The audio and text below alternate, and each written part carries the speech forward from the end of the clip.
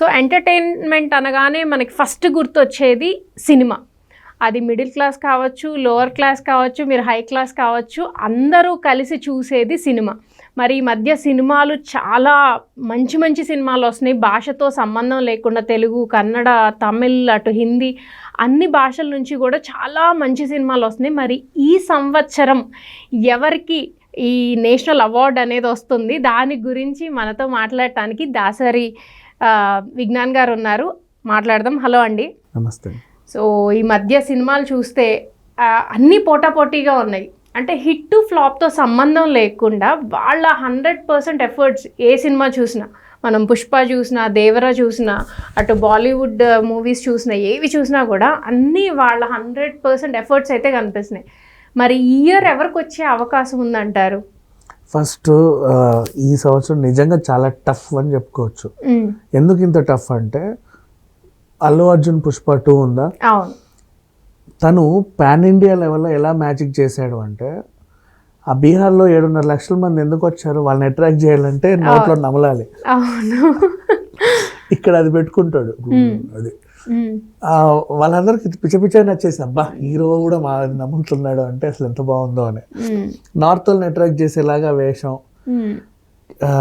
కేరళ వాళ్ళని అట్రాక్ట్ చేసేలాగా న్యాచురాలిటీ. కేరళని వాళ్ళేంటి అసలు మల్లు అర్జున్ అది ఎప్పుడో వాళ్ళు ఓన్ చేసేసుకున్నారు. న్యాచురాలిటీ ఉండి లేని మేకప్ తో నార్మల్ గా. అవును.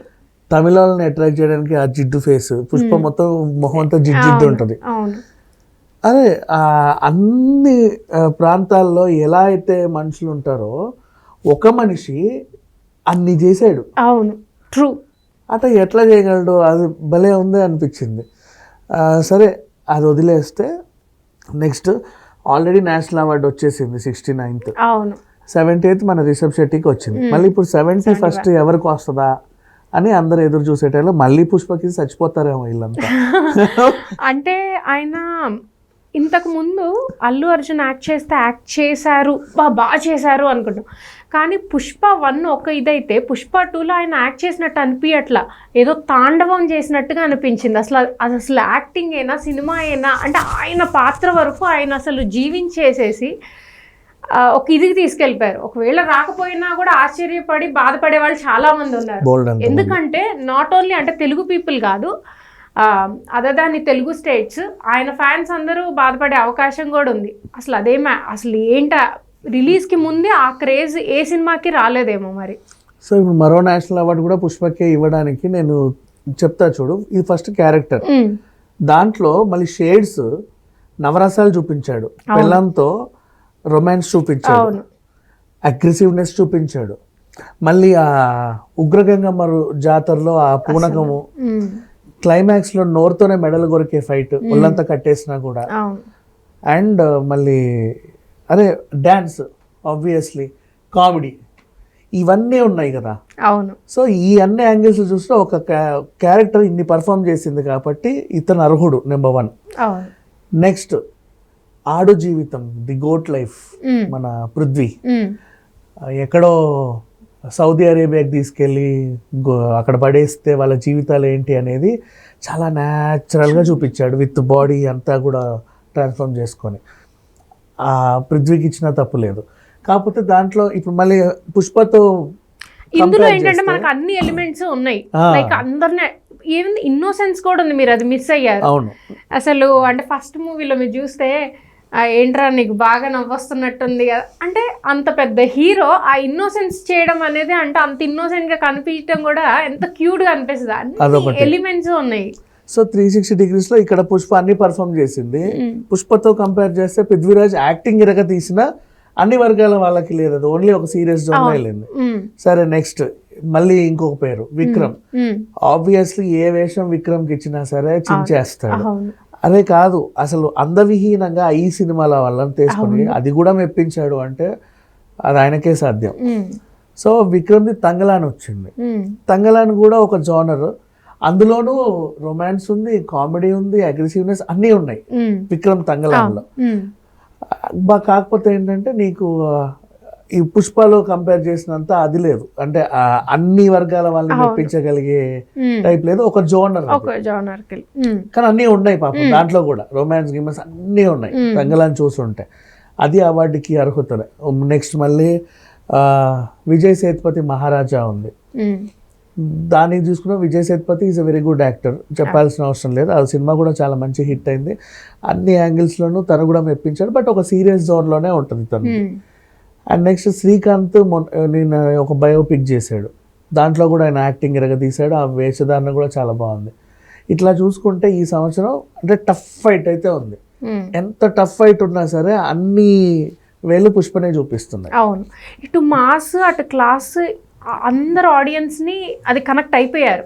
ఇప్పుడు చిన్నపిల్లలు పుష్ప అసలు, నెక్స్ట్ మళ్ళీ పెద్దవాళ్ళైనా పుష్పే, మాస్ పుష్పే, క్లాస్ పుష్పే, నెక్స్ట్ ఇంకా అమ్మాయిలు పుష్పే, అబ్బాయిలు పుష్పే, ఇంకేం కావాలి? అవును, నాకెందుకో అంటే కంక్లూడ్ చేయటం అని కాదు కానీ out of all these movies మీరు చెప్పిన అందరూ గొప్ప ఆర్టిస్టులే. మీరు చెప్పిన విజయ్ సేతుపతి గారు కానీ లేదంటే విక్రమ్ గారు కానీ ఎంతెంత మంచి మూవీస్ చేస్తున్నారు. అయితే ఎందుకో ఎక్కడో పుష్పకే వచ్చిద్దేమో అన్న ఒక ఇది వచ్చేసింది. అండ్ నెక్స్ట్ చూసుకుంటే డాన్స్ పర్ఫార్మెన్స్లో రొమాంటిక్ డాన్స్ కానీ, కిసిక్ కిసిక్ ఆ సాంగే కానీ, ఆ పుష్ప టైటిల్ సాంగ్ కానీ స్టెప్స్ వైజ్గా కూడా ఇతనిలో ఉన్నాయి. అండ్ మళ్ళీ జాతరలో పూనకం తెచ్చుకున్నప్పుడు ఆ శారీ కట్టేసి అప్పట్లో దాంట్లో మళ్ళీ మేనరిజం పుష్పది ఇది ఇట్లా ఉంటుంది కదా, అది ఎప్పుడు పోయింది? ఇంటి పేరు లేదురా నీకు ఇంటి పేరు అన్నప్పుడు వచ్చినటువంటి యాంగ్జైటీలో స్ట్రెస్ వల్ల ఇట్లా అయింది కదా. ఇక్కడ క్లైమాక్స్ లో ఇంటి పేరు రాగానే ఇది పోద్ది, అది చూపించాడు.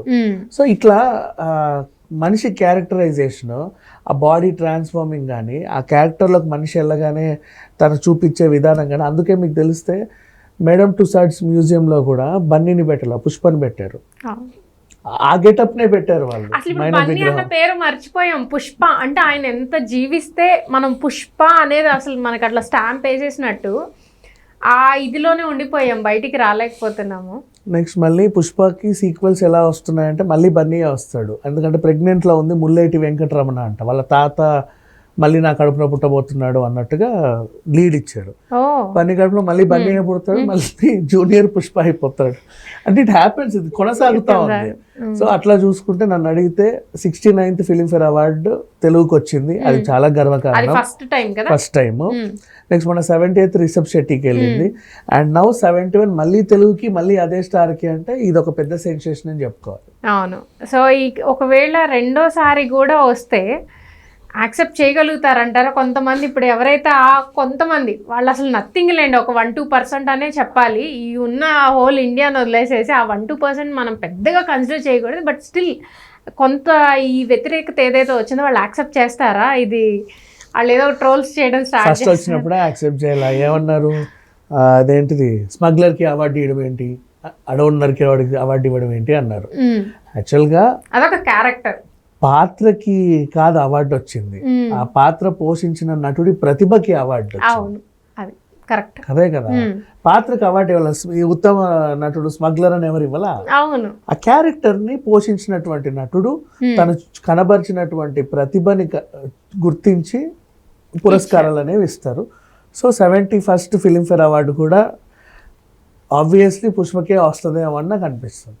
థ్యాంక్ యూ సో మచ్ అండి. సో యా, ఇప్పుడైతే ఇప్పుడు డిసెంబర్లో ఉన్నాము, పుష్ప ఫీవర్లోనే ఉన్నారు అందరూ. సో నాకు తెలిసి చాలామంది పుష్పకి రావాలి అంటే మన బన్నీకే రావాలి అవార్డు అని చాలామంది అనుకుంటారు. బట్ ఇంకా కాంపిటీషన్లో ఇంకా వేరే వాళ్ళు కూడా ఉన్నారు కాబట్టి చూద్దాం, let's hope for the best, ఎవరికి వచ్చిందో చూద్దాము. సో ఇది థ్యాంక్ యూ సో మచ్ అండి, థ్యాంక్ యూ.